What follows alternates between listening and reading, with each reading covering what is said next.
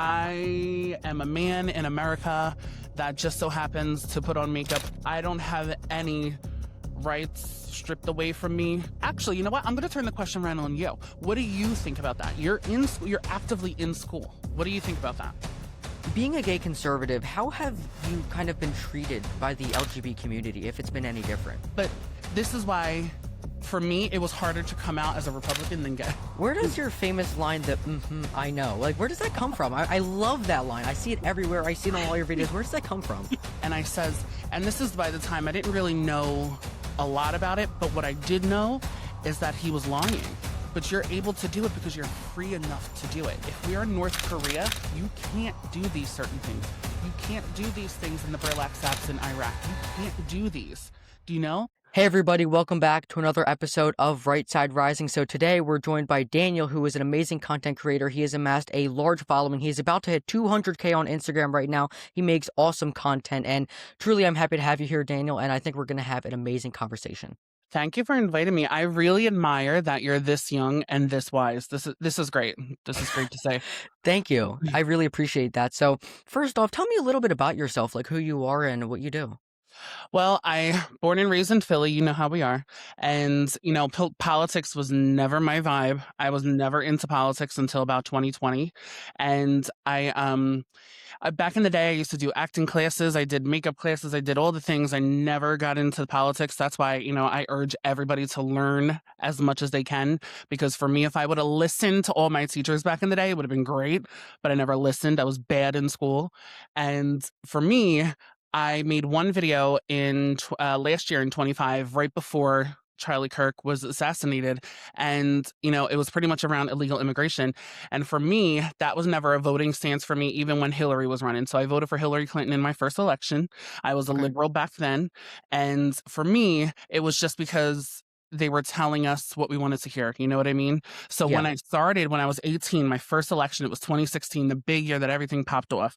And that's when I started to really wake up and start to feel the motion, But I was always creative. I never really did anything like this. You know what I mean? That's why my content is so streamlined to me, because I'm not going to give you the big words. I'm not going to sit here with a microphone and do, it's not me. We're going to talk like we're going to talk, So I was red pilled in 2020, and ever since then, 2025 happened, and then everything popped off from there. That's awesome. So ultimately, I know you kind of got into this, but why did you really decide to speak up and build this platform? Number one, okay, here's the thing. When I was in school, we never really talked about politics. We talked about, well, Republicans like this and Democrats like this, and that's it, right? But everybody in school was always to the left of everything, right? So that's all I knew. My family, we weren't like politics driven. Like my grandfather used to do things in like the CDCs and all the civics that he was in, but we never really got political. So because one day I was on the way to work and it was like 8 a.m. and I was watching TikTok as one does. I was scrolling and I followed all beauty people. And there was one in particular, and he made a video about how his family was being kidnapped by ICE. And I says, and this is by the time I didn't really know a lot about it, but what I did know is that he was lying. And I was like, this person has millions and millions of followers. It's Dallas Mendoza. I don't know if anybody knows him, but millions and millions of followers, and you are actively lying to them. Caveat to that is, it's me following them, it's younger people following them, it's all age groups following them. So these people have the wherewithal to shape people's minds. So I was like, you know what? I was outside of, where I worked, videoed it. But at that point, I worked for a certain makeup company, so I couldn't really talk about anything. Yeah. I had to make a whole separate Instagram and a whole separate TikTok and everything. And it was illegal immigration. I said, the one thing I don't want you to do is to ever lie. We see it in the mainstream media and the legacy media that they're gonna fabricate stories. They're gonna lie. Tell me about it. You know what I mean? So like, I had to go digging. I'm like, are they really kidnapping? Like I was like, are they really kidnapped? They can't be true. Turns out he was lying and his video got taken down. That was the first video I made. Ever since then, it was just up from there. So you talked a lot about immigration. Is that why you really switched up and became red pilled? No. Absolutely, not Really? even a little bit. The Tell me 2020 about it. when we were in COVID and we were in quarantine, I would I at this point in 2020 I voted for Trump, but I wasn't into it like I was. Um, but every day he would hold a press conference. Every day it was around 3 or 4 o'clock, and every day I was sat. I was, I would go to Acme, come home, go right to Trump's. It just made so much sense to me. And Yeah. then, of course, I would watch Candace Owens. She was like my first person that I kind of saw because she lived in Philly at one point, I think. Oh, really? And I didn't know that. yeah, she was in Philly at one point, and then I think she was in Washington at one point. I don't know, but that she was like the first person I watched. And then of course Charlie came along, and then Glenn Beck and all the people. But I never really like took it to heart. But my main point was the economy. In 2020, I thought it was a joke that everybody was like, well, it's our constitutional right not to wear. It actually, they were going against all of our constitutional rights. They really Oh, were. it's And crazy. my nieces are around your age, and I couldn't even imagine being in school at that point because you're masking everybody, and they really were going against our constitution. It was really true. But the first Yeah. thing I realized was the economy was so much better in 2017, 2018, 2019. That economy was just chef's kiss, and it was all President Trump. Yeah, it I gotta was. tell you. I gotta tell you. So that was really it. But really, we talked about illegal immigration. Like I remember me and my brother having a conversation about it, but I Yeah. never really, it's not that I didn't care. It's just I didn't think it was that much of an issue. Kind of like how the left is today. I didn't think we should have open borders, but I think I was more like, just let them be here. Who cares? But now I'm like, pump the brakes a little bit. Pump the brakes a little bit. Hey everybody, if you enjoy my content here on the Right Side Rising podcast, feel free to go check out the Buy Me a Coffee link below where you can show your support for this podcast and help it grow even bigger and better with the right equipment and most importantly, the ability to give you guys the content you want and you deserve, whether it's from my room or big events like America Fest in Phoenix. Thank you guys all for the continued support and make sure to go check out that Buy Me a Coffee link below where you can show your support for me and this podcast. Yeah, I mean, that's great. So you host also the Coffee Talk and Common Sense podcast. Tell me a little bit about that. So for me, what I would do in my videos, I would just make like 1 minute clip, 2 minute clip videos, and everybody be like, what are you talking about? And I'm like, if you didn't get it, then you're never going to get it. But then I was like, you know what? I have a bad time explaining things. So the main point of my Coffee Talk and Common Sense podcast is just to explain what I mean sometimes in my videos. Cause I'll Yeah. just say something and then people, like the other day I posted a video. Um, it was about a different subject and everybody thought I was talking about Erica Kirk. I was Hmm. like, she didn't even cross my mind when I was making this video. And I Yeah. said it in the podcast. It was like, oh, that makes sense. So that's the main point around my podcast because I'm like, I just have to like explain myself a little bit more, and that's like Yeah. the Yeah. forum to do it, you know? I get But that. Yeah. So do you think, I mean, in that sense, do you think that short form content can be a little misleading about somebody's points or, their character? 1000%. And we've seen it during the whole Charlie Kirk thing. We've seen it. We've seen everybody take his words, twist them, and then just run with them the way that they want to. This is what we saw. And, I remember one quote that he said about Black women, and if you really watch the clip, it almost had nothing to do with Black women at all. It was Yeah. just a point of saying DEI is bad because of this. If he would have said it on a podcast, maybe, but no, because you know what? People like to clip things anyway. So you know what? I think right now we're seeing the media run with what they want to run with, but you have a point that short form content is like a little misleading Yeah. most of the time. Okay, I get that. So obviously, being a gay conservative, how have you kind of been treated by the LGBT community, if it's been any different? I remember it very vividly. I forget if it was 2017. It was definitely before COVID, and it was definitely before um, I was red pilled. But I posted on Snapchat. It was something about Hillary running, and then something happened to where she was on the Breakfast Club, and she was talking about having hot sauce in her bag. And I said to Snapchat, and this was like my 1,000 friends that I had on there, and I was just kind of like, this, she's literally pandering to you people all of my people said you're a traitor, you're this and identity politics. They try to like pin it on me. You're going against your sexuality and this, and I'm like, I didn't even say anything about myself. I didn't say anything. I don't Yeah. make that a point for myself because it is what it is and you're going to get what you get. But Yeah, I like love that. all of my friends, almost all of them, and it was on Facebook too because we had everybody on deleted me, unfollowed me, and they were all Really? gay, by the way. And you know, this is why I think we shouldn't even. I don't like that the left puts identity politics in front of everything because I Yeah. don't want to talk about it and nobody else wants to talk about it, but it's a point of conversation because they make it such a point. So when someone is telling me that I'm a traitor because I vote for Donald Trump, who, by the way, has the first gay cabinet member, okay? The first Yeah. president, okay? And also, if we think about really going into presidency, not while they're in presidency, going into presidency, he was the Yeah. first president who approved a gay marriage.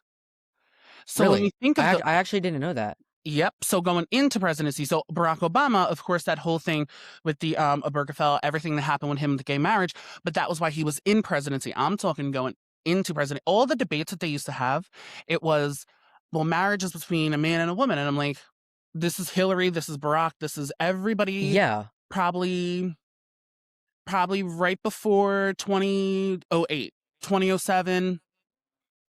Definitely in the 90s. But this is why, for me, it was harder to come out as a Republican than gay. I got to be honest with you, because I never really came out because I never really had to. Again, you're going to get what you get. And also, to bring up a point, in schools, in your age bracket, you guys should be worrying about buying a house when you're older. You guys should be worrying about like other things. They make it a point for you guys to worry about these things and make this a point to worry. You know what I mean? Yeah. And Yeah, I see that a lot. And it just doesn't make sense because it has nothing to do with anything. So long story short, yeah, it was hard to come out as Republican. I get that. So, I mean, why do you think that the gay demographic so heavily identifies with the Democrats? when you when you make it a point to bring up somebody's identity politics, that's all it's going to be, right? So when someone goes out and says that trans right are human rights, well, what does that mean? Let's break that down, right?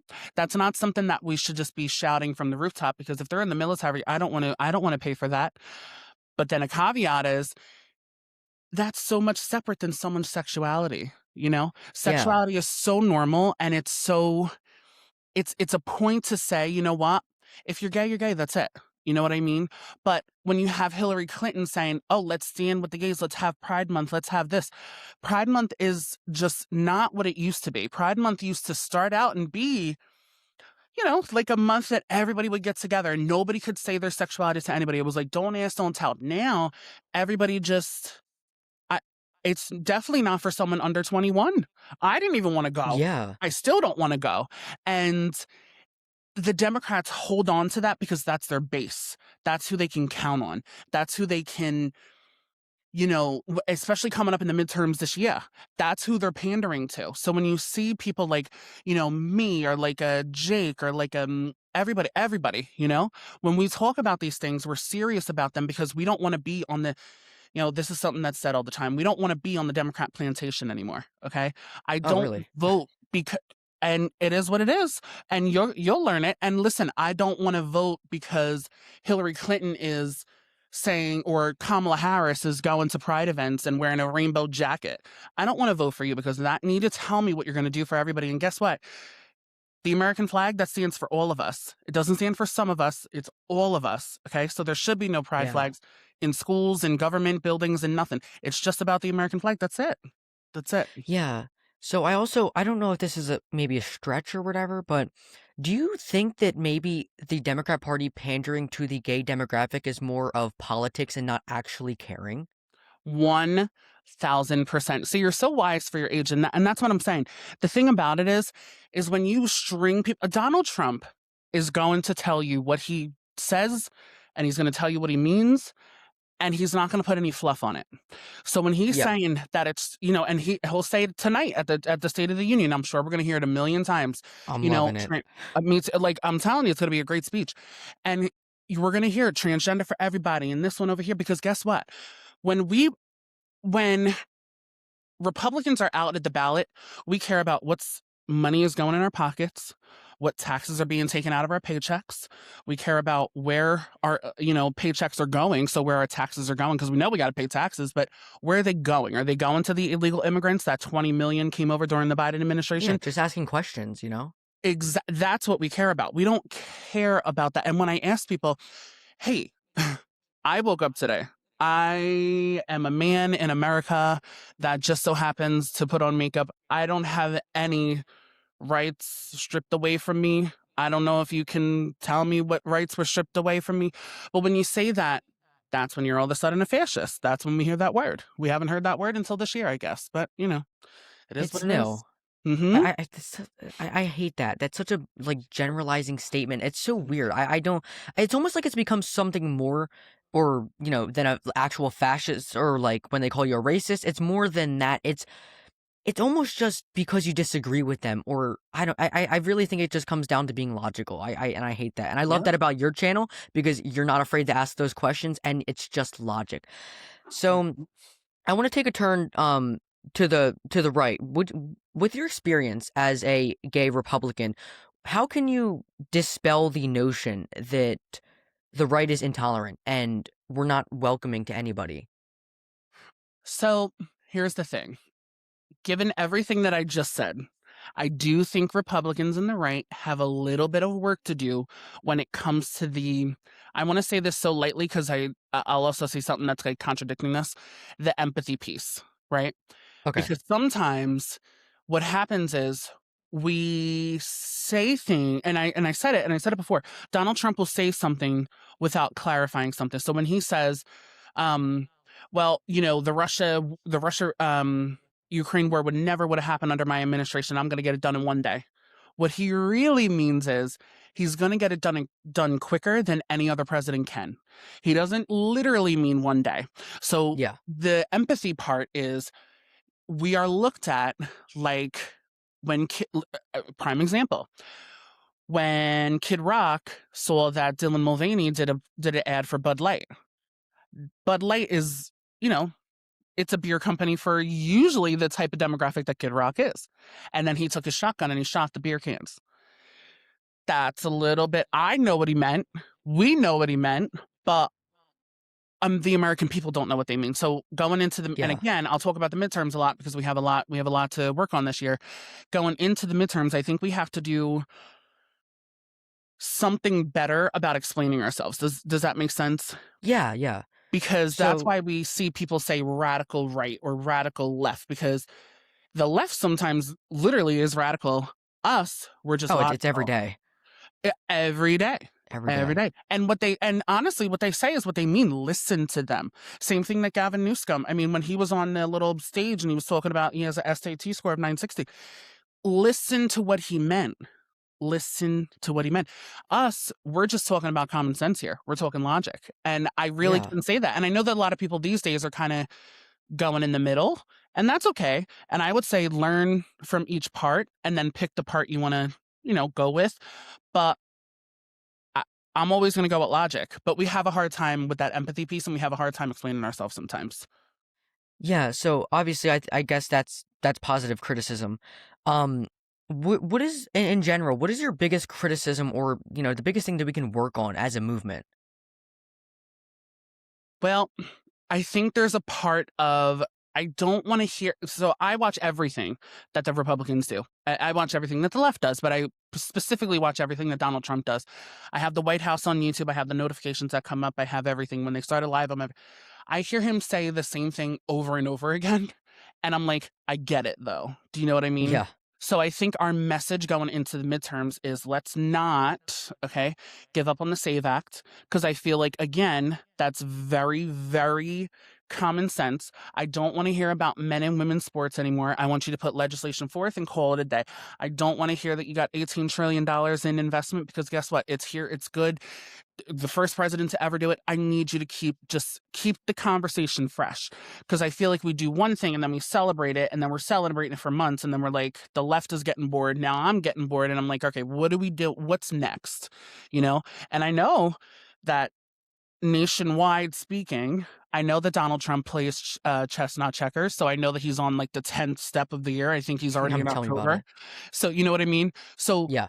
but our messaging has to be clear to the American people of why we're doing something. So somebody should have came out, and I'm talking somebody of very big stature, and say to Chuck Schumer, listen, the SAVE Act is not Jim Crow 2.0. We learned what Jim Crow 2.0, or we learned what Jim Crow was. That's not what this is. Our messaging we have to be very clear about, because going around saying wins all the time, the American people are feeling that their bills are still piling up, that, the economy's not exactly where it should be. But when you're out there saying you got 18 trillion investment, we're like, where the hell, where's that money? You know what I Yeah. mean? So, like, So toned down messaging. rhetoric? Yes, but it has to be clear. It has to be clear. It has to be digestible for the entirety of America. It can't just Okay. be, we got this, we got that, and that's great, because now we're losing the voters on our prime, performance. We're pro-life. There's so much more things than $18 trillion in investment. And that's where the federal government is doing. That's what the federal government is doing. I'm not seeing any more messaging other than this affordability scam that everybody's talking about. When he came in, we saw things go down right away. You need to give it a minute. And I think Donald Trump had a little bit more, and the Republican Party, I'll say it for Speaker Johnson too, because I watch his things too. He does like a press conference almost, once a week, every day almost. Teach the people what tariffs are. Don't just tell us that you're getting this $150 billion in tariffs. Don't just tell us that, because now Yeah. you got Dean Withers on Twitter saying that we should get a refund check, when before he was against it, because it's Donald Trump. So our messaging has to be clear, Yeah. very clear. Yeah, and I totally get that. So, to you, in general, what is the most important issue that as a nation we face today? There's so many, but You can go into a few if you want. yeah, that's all I have is a few. um, I think, and I say this very lightly, and I, but I also say this to be very genuine with, your viewers, my viewers, everybody. We just need to bring back American pride. Do you understand? So when you do that, and yesterday we saw Cash Patel partying it up with the Olympic people. Guess what? I like that he did that. You I know love why? that. It was amazing. Exactly, because we're celebrating our country again. What's the matter with celebrating our country? When you go to these countries and you go to India and you go to all these places, they have all this culture. We have American culture too, okay? And now, if we're going to put it in a broader sense, we should, and I say this in a lot of my videos, we should make America normal again. Make America normal, because guess what? It's normal to love your country. It's normal to want the best for your economy. It's normal to fly an American flag out on your, patio. It's normal for these things, for you to care about being pro-life, not just saying that you're pro-abortion just because you want everybody to do what they want ever. It's okay to say we have borders. It's okay. And this is what I'm saying about, like, and especially the younger crowd. I mean, listen, in school, it's okay to ask questions. It's okay to be the And that's opposition. what school's for. That's exactly. But I get messages all the time from people that, like, they're in high school, they're in college, and they're saying they can't ask questions because their teachers are this.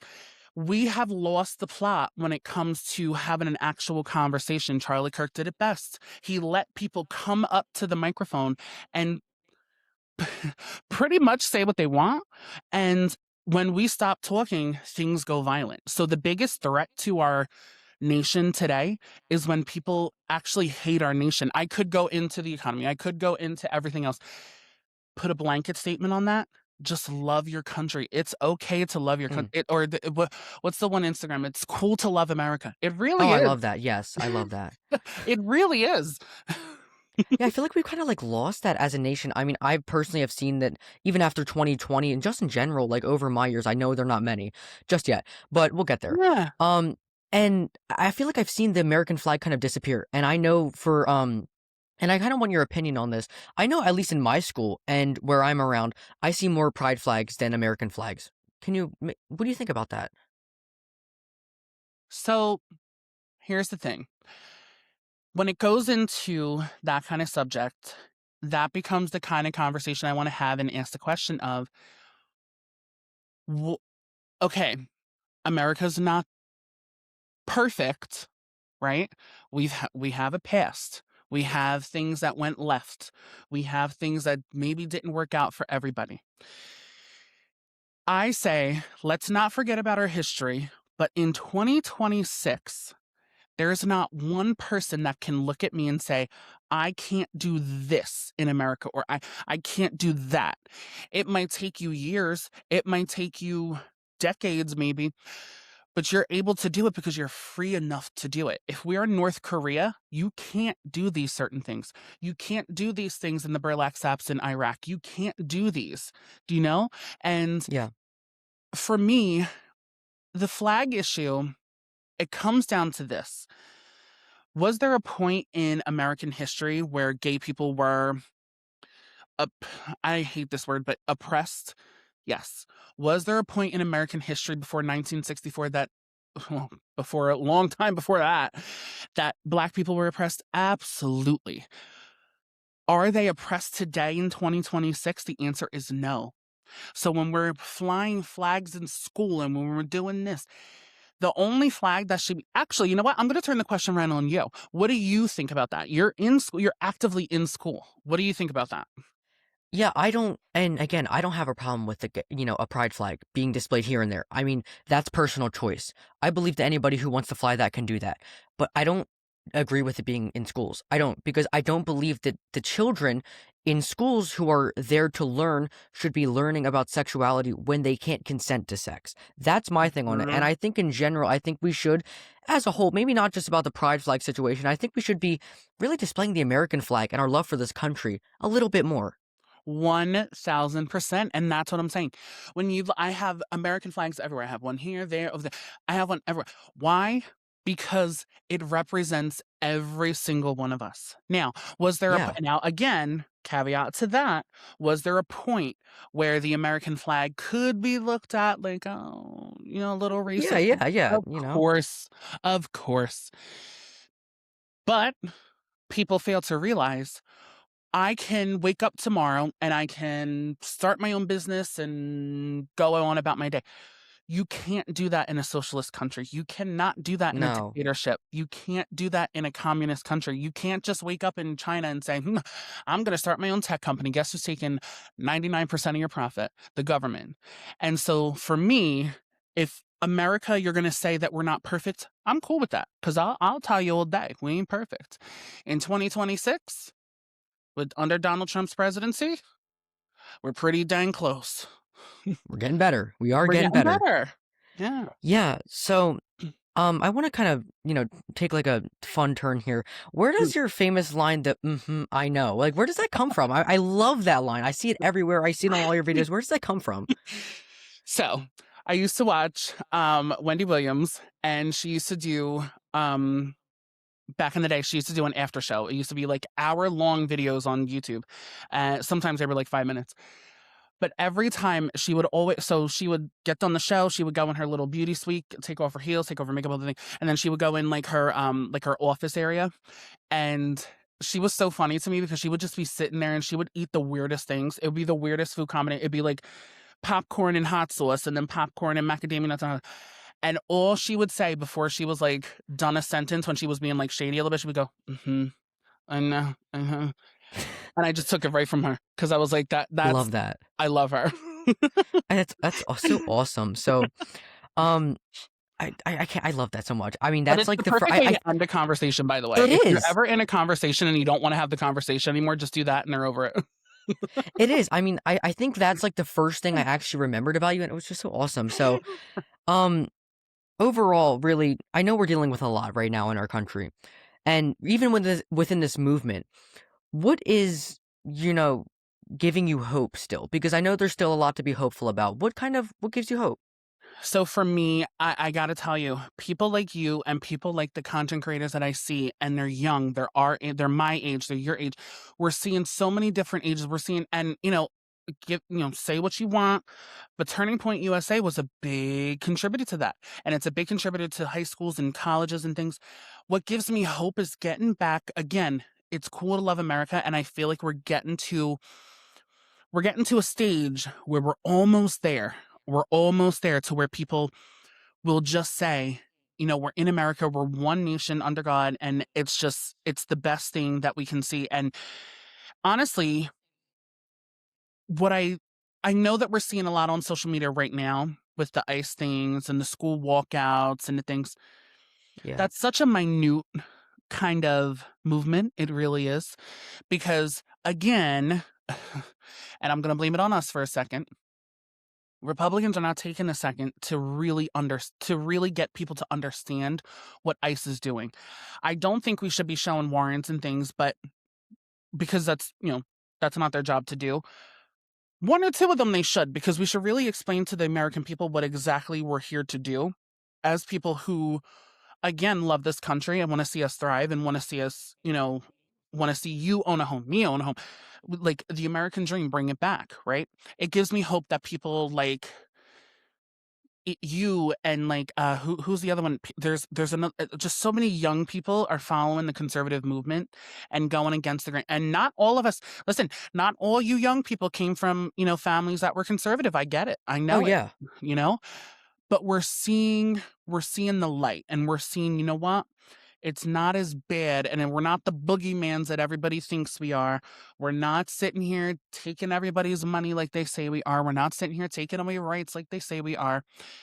And it gives me hope that people now understand today to look for context over what you're seeing in the media. Because when you do that, you'll understand certain aspects of why things are the way that they are and where we want to take them as Republicans. And it's not scary. And that's what I wanted to, listen, here's the thing that my advice for you, if I may, Yeah, go ahead. take back any kind of rhetoric that you can in your schools. Have the conversations. I don't know how you do now, but have the conversation. Politics, I hate when people say, well, we can't talk about politics because it's this, and it's divisive and this and this and this. What we're seeing these days is tonight at the State of the Union, Democrats aren't going to be there. A lot of Democrats are not going to be there. It's so That's not, crazy. it's so crazy because that's not democracy. And that's not the democracy that the left talks about. Yeah. This is called, we don't want to put up with something, so we're not going to do something. You have a right not to be there. Don't get me wrong. It looks better for your constituents to be there. So my advice for you and any young person that even has any kind of political dream at all is to have the conversations. They're not scary. They shouldn't divide us. They should bring us together. They're not scary to have. Talk to your teachers, talk to your guidance counselors, talk to somebody that, what, they're doing an ICE walkout. I'm not going to be a part of that. I'm actually going to do a counter protest. It's our American right to do that. And and again, something that Charlie Kirk said, when we stop talking, everything becomes violent. Yeah. Don't let that be your generation. And I know you won't, but I'm just saying. I'm trying, I'm trying my best. I think we have a lot of hope. I think we do. Daniel, I just want to thank you again for doing this. I thought we had an amazing conversation, and I would love to have you on maybe again in the near future if, we have an issue that Yeah. I would like to talk to you about, but I just want to thank you again for doing this. Thank you so much for inviting me again and again. Keep up the great work. Stay wise, stay educated. I know you will.